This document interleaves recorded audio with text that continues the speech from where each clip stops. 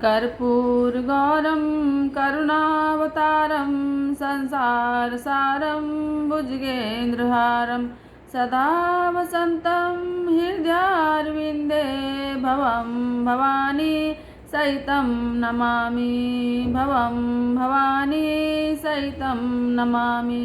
बोलो शंकर भगवान की जय।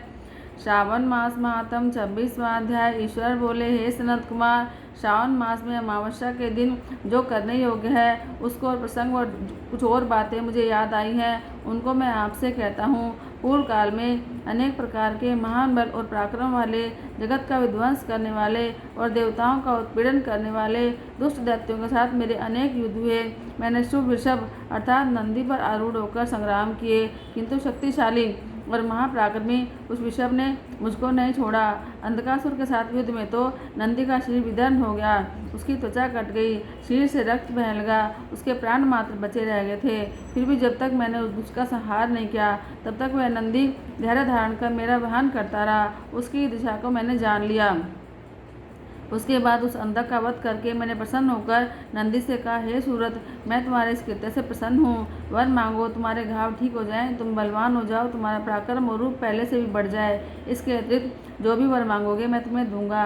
नंदी बोले, हे देव देवेश, हे महेश्वर, मेरी कोई याचना नहीं है। आप मुझ पर प्रसन्न हो तो फिर इससे बढ़कर और क्या वैभव हो सकता है। तथापि हे भगवान, लोकोपकार के लिए मैं मांग रहा हूँ। हे शिव, आज श्रावण मास की अमावस्या है जिसमें आप मुझ पर प्रसन्न हुए हैं। इस स्थिति में गायों से उत्तम मिट्टी से निर्मित ऋषभों की पूजा करनी चाहिए। आज अमावस्या के दिन जन्म लेना कामधेनु तुल्य होता है और इस स्थिति में वर प्रदान करें कि अमावस्या वांछित फल देने वाली हो। आज के दिन भक्तिपूर्वक प्रत्यक्ष ऋषभों और गायों की पूजा करनी चाहिए। गेरू आदि धातुओं से प्रयत्नपूर्वक उन्हें भूषित करना चाहिए। उनकी सींगों पर सोना, चांदी आदि के पत्थर मढ़े और रेशम के बड़े बड़े गुच्छों को भी सींगों पर बांधे। अनेक प्रकार के वर्णों से चित्रित सुंदर वस्त्र से उनकी पीठ को ढक दे और गले में मनोहर शब्द करने वाला घंटा बांध दे। सूर्योदय से लगभग 4 घड़ी बीतने पर गायों को ग्राम से बाहर ले जाकर पुनः साय वेला में ग्राम में प्रवेश कराए। आहार के रूप में सरसों, तिल की खली आदि अनेक प्रकार का अन्न उस दिन अर्पित करें। जो इस दिन ऐसा करता है उसका गोधन सदा बढ़ता रहता है। जिस घर में गाय न हो वह शमशान के समान होता है। पंचामृत और पंचगव्य दूध के बिना नहीं बनते हैं। गोबर से लेप किए बगैर घर पवित्र नहीं होता। हे सुरोत्तम, जहाँ गौमूत्र से छिड़काव नहीं होता वहाँ चींटी आदि जंतुओं का उपद्रव विद्यमान रहता है। हे महादेव, दूध के बिना भोजन का रस ही क्या है। हे प्रभु, यदि आप मेरे ऊपर प्रसन्न हैं तो इन वरों को और अन्य वरों को भी मुझे दीजिए। हे सनत कुमार, तब नंदी की यह बात सुनकर मैं बहुत प्रसन्न हुआ। मैंने कहा, हे वृषश्रेष्ठ, जो तुमने मांगा है सब हो जाए। हे नंदी, इस दिन का जो अन्य नाम है उसे भी सुनो।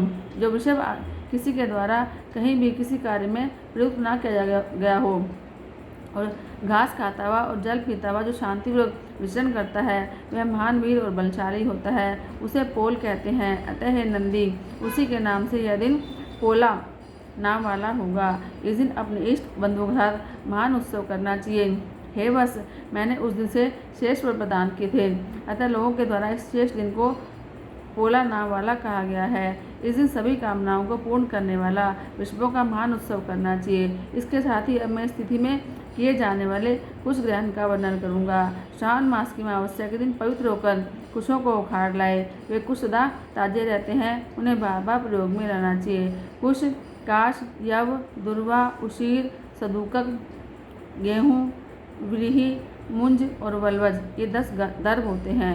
ब्रह्मा जी के साथ उत्पन्न होने वाले तथा ब्रह्मा जी की इच्छा से प्रकट होने वाले हे दर्भ, मेरे सभी पापों का नाश कीजिए और कल्याणकारक होइए। इस मंत्र का उच्चारण करने के साथ ईशान दिशा में मुख करके हुम फट मंत्र के द्वारा एक ही बार में कुश को उखाड़ ले, जिसके अग्रभाग टूटे न हों और शुष्क न हों। वे हरित वर्ण के कुश श्राद्ध कर्म के योग्य कहे गए हैं और जड़ रहित कुश देव कार्यों और जड़ आदि में प्रयोग के योग्य होते हैं। 7 पत्रों वाले कुश देव कार्य और पितृ कार्य के लिए शेष होते हैं। मूल रहित और गर्भयुक्त अग्रभाग वाले और 10 अंगुल परिमाण वाले 2 दर्भ पवित्रक के लिए उपयुक्त होते हैं। ब्राह्मण के लिए 4 कुश पत्रों का पवित्रक बताया गया है। अन्य वर्णों के लिए क्रमशः 3, 2 और 1 दर्भ का पवित्रक कहा गया है, अथवा सभी वर्णों के लिए 2 दर्भों का ग्रंथियुक्त पवित्रक होता है। यह पवित्रक धारण करने के लिए होता है, इसे मैंने आपको बता दिया। उत्पवन हेतु सभी के लिए 2 दर्भ उपयुक्त होते हैं। 50 दर्भों से ब्रह्मा और 25 दर्भों से पिस्टर बनाना चाहिए। आचमन के समय हाथ से पवित्रक को नहीं निकालना चाहिए। विकीर के लिए पिंड देने और अग्नोकरण करने के साथ और पाद्य देने के बाद पवित्रक का त्याग कर देना चाहिए।